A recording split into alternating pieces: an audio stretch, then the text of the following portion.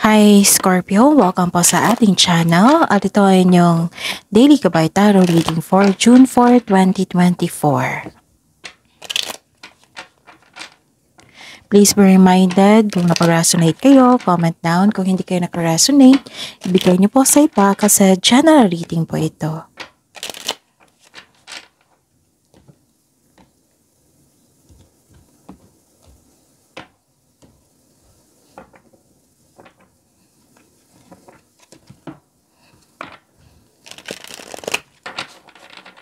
Gamitin ang reading na ito bilang gabay lamang. Please like, subscribe, and click bell button for notification para updated po kayo sa daily tarot reading natin. Maraming salamat po.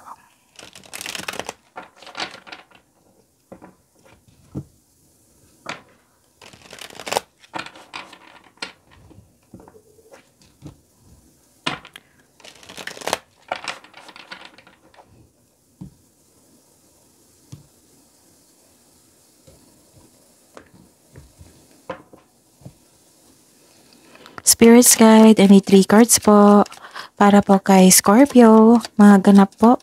Ngayon, June 4, 2024, I need 3 cards po.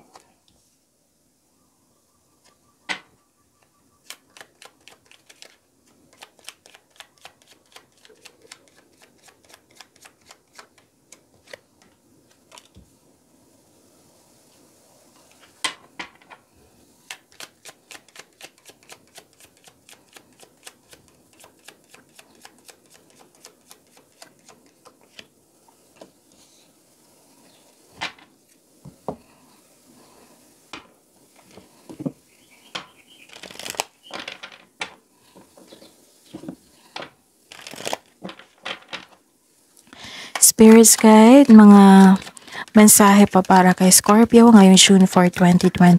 I need 2 cards po.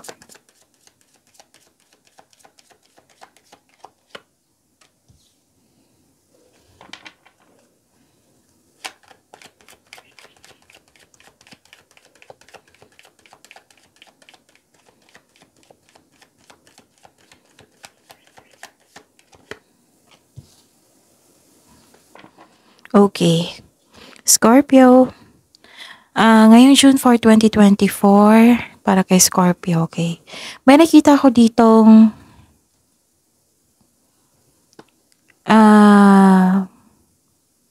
stress kayo, worried kayo, nahihirapan kayo, nabibigatan. Pwedeng may nakita ko ditong guilt eh. Pwedeng guilty kayo. Nagkaroon ng sacrifice. Na-stress kayo kasi may nalaman kayong hindi magandang balita. Pwede din na. Kasi may nakita ko dito na may naninira sa inyo. Pwede may nag-downgrade sa inyo. Kaya worried kayo or stress or nagkaroon ng anxiety. Tapos ingatan nyo po ang mga bagay-bagay dyan. Tao, sitwasyon, or opportunity. Kasi nakita ko dito na may loss of money dito. Pwedeng pagkawala ng isang bagay.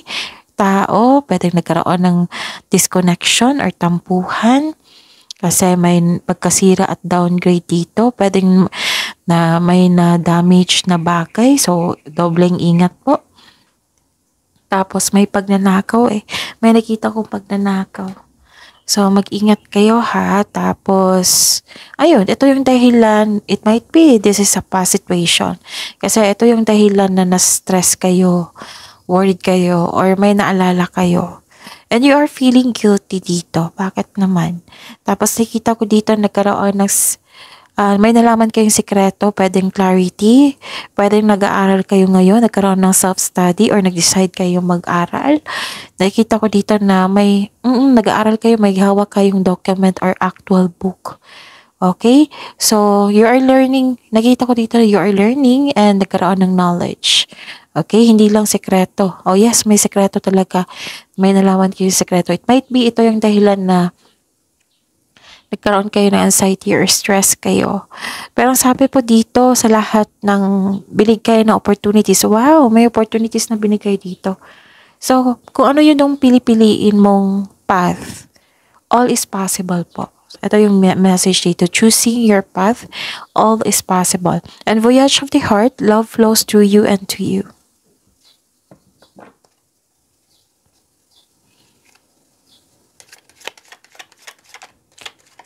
Spirits guys, ano pa ang energy ni Scorpio ngayong June 4, 2024?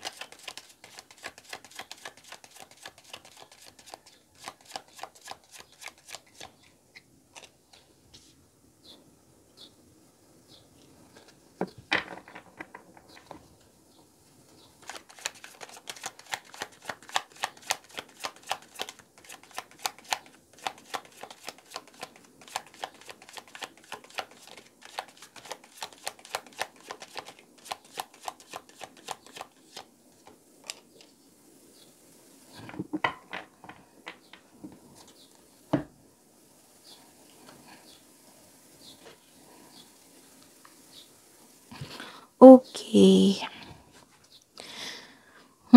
So what is this? Okay. Scorpio, by the way, panoorin niyo po yung daily Gabay Tarot reading niyo po. Weekly Gabay, monthly Gabay Tarot reading. Marami kayong upload ngayon ha, monthly Gabay Tarot reading, Scorpio, panoorin niyo po. So, punta kayo sa channel natin, scroll down niyo lang po hanggang sa makikita niyo po yung video niyo na Scorpio. Marami po yun. 2 June 2024, nakafocus yung isa sa career and money. At gayon din man sa June 1 to 15, 2024, dalawa din yan. So, 4 na video yung bago. Okay? So, panoorin niyo po, Scorpio. At sa mga suki ko dito na Scorpio, na humihingi sa akin ng monthly Gabay Tarot reading. Nais kong ipaalam sa inyo na open na po yung June 2024 nyo. I-PM nyo po ako for schedule, okay? At sa mga bago dito na gusto nyong magkaroon ng personal reading. Oo, ito po yung video nyo. Sa baba niyan may June 4, 2024 na para kay Scorpio. So, sa baba pa niyan, sa description box po, may may naka-post na link diyan. I-click niyo po yung link na 'yan para para ma-message niyo po ako for inquiry and for booking, okay? Maraming salamat po. Nakikita ko dito na may concern kayo sa isang tao na hindi marunong magpahalaga or naging abusive po ito or ng bully. May kakilala kang nag-abuse sa power sa isang sitwasyon, may naramdaman kayong galit sa kanya. Oo, kaya kung pwede po hangga't maaga iwasan mo ng taong ito. Kasi nakikita ko dito sobrang toxic ng taong ito. Kung pwede po kung pwede po hindi, wag na kayong magalit, umiwas na lang kayo, okay? Kasi it's just a waste of energy. Okay? Kung malapit ito sa inyo, then ipaalam mo sa kanya na kung ano yung adjustment na ginawa mo, nahihirapan ka, ganon. Baka kailangan ng honest conversation, pero hanap kayo ng pagkakataon yung open siya. Okay? Ano pa? I see. Nagkaroon po dito ng anong tawag nito? Disbalance. Disbalance, you're pushing for the results.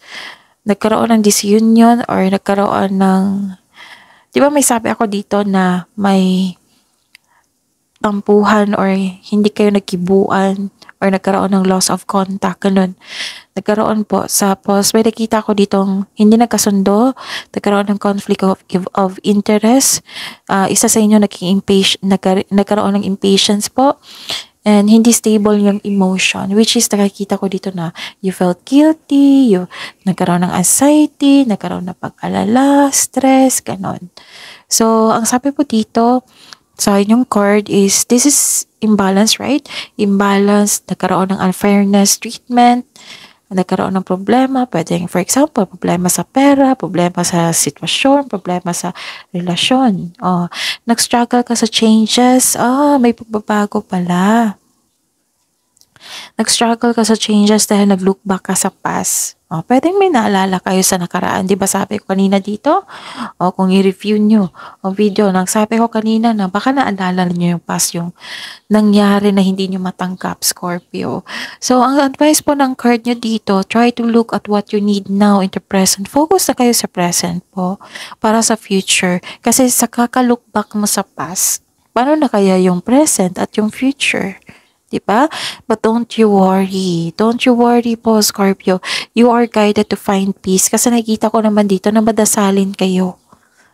Okay? Isuko nyo lahat yung worries nyo kay God.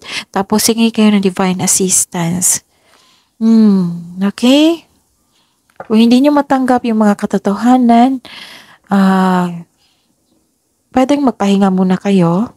Tapos time for reflection. Kasi I believe that to have a time of reflection, kung maglalaan talaga kayo niyan, magkakaroon ng schedule, magkakalabas kayo sa inyong bigat na nararamdaman, sa overthinking, overanalyzing, magiging okay din kayo. At higit sa lahat, magkakaroon ng solusyon.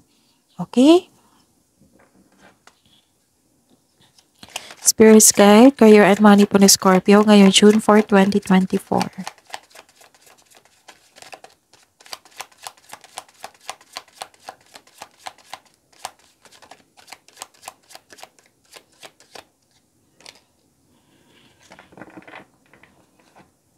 And the clarification po.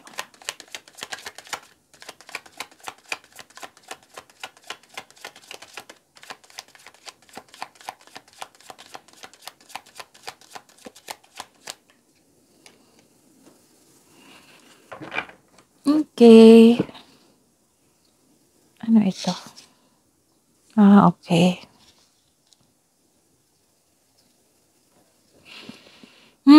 Sa career and money nyo to ha. May nakita ko ditong Scorpio. May nakita ko ditong nalungkot kayo, nagkaroon na ng isolation, parehas kayo ni ano. It might be Cancer yung nabanggit ko. Yung nagkaroon ng isolation, malungkot kayo, tapos pwede din na nahirapan kayo sa pagbigay ng tiwala sa kapwa nyo. Oo, nagkaroon kasi, may nakita ko mistrust dito eh. Nahihirapan kayo sa pagtanggap ng bagong tao. Pwede din nahihirapan kayo sa pagbabago.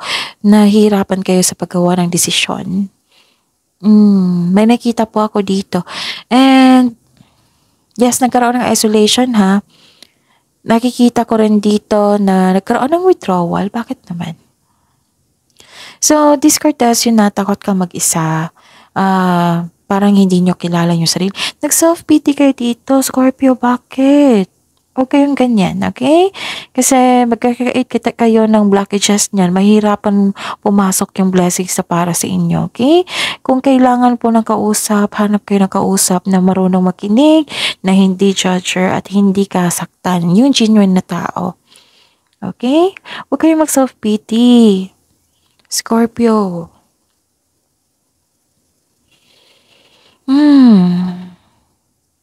So, ayun. Ang advice po ng card dito, kailangan nyo mag-reach out sa support and connection. Yung sabi ko kanina sa inyo. Use your intuition also. Okay? I guess, alam nyo lahat kung paano mag-connect sa inyong intuition kasi araw-araw ko yan sinasabi sa inyo. Use your intuition to guide you. Kasi ang intuition, siya yung magsasabi sa inyo kung ano yung susunod na hakbang patungo sa right path, patungo sa success. Okay? So, ayun. Ano pa? So, this is all about your emotion also. Nakikita ko dito na may isang tao na very aggressive or pinupilit talaga yung sitwasyon na hindi nakatadhana. May nakita ko dito na masakit ko magsalita. Mag-ingat po sa kanya. Baka kailangan intindihin natin Scorpio kasi baka mainit po ng ulo. Baka may problema sa pera, sa kanyang trabaho. Mag-ingat sa taong magsakit kung magsalita. Tapos, kung hindi nyo alam kung kailan susugod o atras sa isang hamon, kailangan nyo mag-connect sa inyong intuition. So, kailangan din ng may pagsisisi dito regarding sa paggawa ng plano na yung tinangkap yung opportunity agad na without planning, yung hindi sinusiguro yung konkreto ba ang plano. So, kung hindi kayo gumawa ng desisyon or plano ngayon, kung gagawa pa lang kayo, siguraduhin yan na konkretong plano yan. Tapos, kailangan po kung magkaroon kayo ng pagbabago sa inyong buhay, yung mga bago lahat, kung tatahak kayo sa bagong buhay, see. So, nakita ko talaga dito, the message is all is possible. Huwag kayo mag-alala. Kasi nagkaroon ng hesitation dito Kasi ayaw niyong matalo. Ayaw niyong matalo, mas naig yung weakness dito, yung hesitation, nagkaroon ng yung lack of self-confidence. So, ayun ha, kailangan nyong magkaroon ng self-confidence, kailangan ng kausap para makareceive ka ng wisdom message, para makatulong to sa inyong time for reflection. Okay? Para makapag-decide ka ng mabuti. And may concern kayo sa isang tao na in denial, insecure, selos po, paranoid, kulang sa pasensya. If this is you, kailangan nyo na habaan ng pasensya. Okay?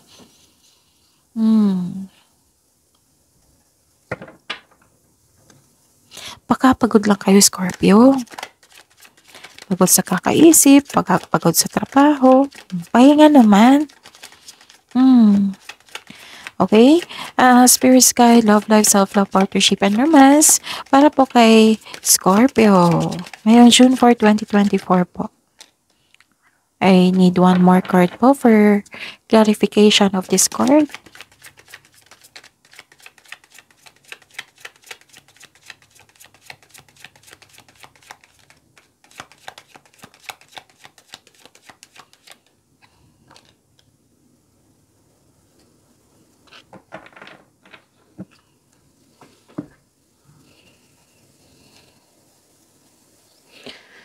Okay.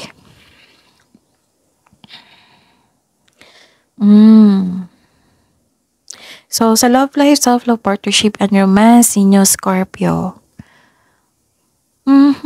May nakita ko ditong delay. Delay, disappointed kayo. Habang ng pasensya kung mayroong delay. Sa mga nanonood dito parate, di ba sabi ko sa inyo parate na kung may delay, habang ng pasensya. Intindihin. Kasi baka kung hayaan nyo lang po, baka ma-frustrate po kayo. Kailangan mo tong pagdaanan nitong delay na ito. Baka may ipa-realize sa iyo. Oo, baka may kailangan mong ma-realize bago dumating yung delay. Okay? Pero nakita ko naman dito, itong delay na ito, magkakaroon po ng learning journey. So, ang sabi po dito, kailangan yung maging flexible and patient. Yan yung kailangan po. Okay? Tapos, kasi nagkaroon dito ng disconnection sa isang tao. Pwede nagkaroon din ng delay sa inyong pag-uusap. Ano pa? Nagkaroon ng pag-move forward dito. Wow. So, this is good. I consider this is good kasi kahit nahihirapan kayo, you are willing. Ito yung gusto ko. Willingness sa pag-move forward to heal yourself. Embarking on a healing journey po. Nagkaroon ng balansa, nagkaroon ng pagkakaisa. Oo, nag-decide ka na mag-move on mula sa mapanakit na pangyayari. Posibleng sa mga marelasyon dito posibleng na lilipat na kayo, magbukod na kayo, posible rin na nagpasya kayo para magbuo ng pamilya or mag-live-in, ganon. May nakita ko ditong relocation, travel sa ibang lugar, lipat bahay, lipat work, pwede ganyan. Bakasyon, pwede. Basta po pa paglalakbay or pagpaalam or posibleng yung paglilipat talaga. Nagkaroon ng willingness, right? You are looking for a solution sa inyong problema. Pwede din na nag-move on na talaga kayo. Lumabas na kayo sa comfort zone nyo, lumabas kayo, nagkaroon kayo ng freedom kasi nagkaroon ng toxicity sa nangyari sa isang lugar, ganun. Example yan. So, be patient kung nagkaroon ng delay po. Tapos, nakikita ko dito, you are walking away from toxic relationship or toxic workplace po. Mismo ikaw yung lumayo para magkaroon ng healing. And some of you, nakikita ko dito, nagbakasyon. Okay? And may advice po ang card dito na love yourself more. And this is good for you kasi you are willing to heal yourself. Sinuko nyo na lahat, nag-move on na kayo. Actually, may parating sa inyo. Oo, kung pag-move on ito sa like for example, sa nangyari sa career. May nakikita ko dito ng stability. Pwede din itong pag-move on na ito, may stability, may balance na sa inyong emotion. Okay? So that is your reading po, Scorpio. Please like, subscribe, and click bell button for notification para updated po kayo sa daily tarot reading natin. Maraming salamat po.